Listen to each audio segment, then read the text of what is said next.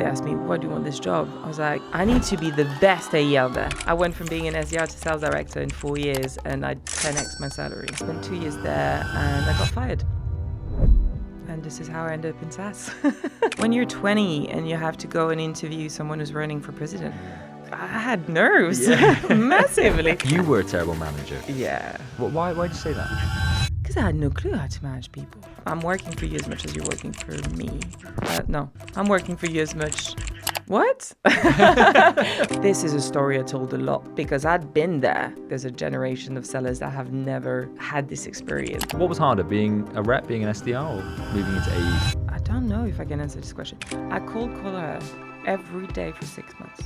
And then one day she picked up. I was like, oh my God. So I've listened to 70 of your gone calls, and I can tell you that you're not a very good negotiator. We were making the best coffees on Dundee Street. I can tell you that. Is that a fact? Yeah, it's a fact. Make my dad proud. I was like, nah, I'm just going to party for a bit, if that's all right. I'm just going to...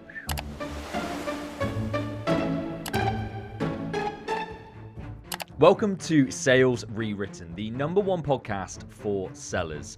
I'm Alex Wood, and every week I sit down with people who are shaping this industry on their own terms.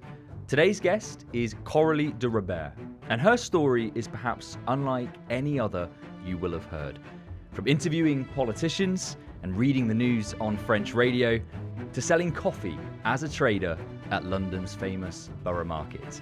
Today, we talk about the links between journalism and sales, what not to do when you apply for a sales job, and how ChatGPT has seemingly changed the buying process forever.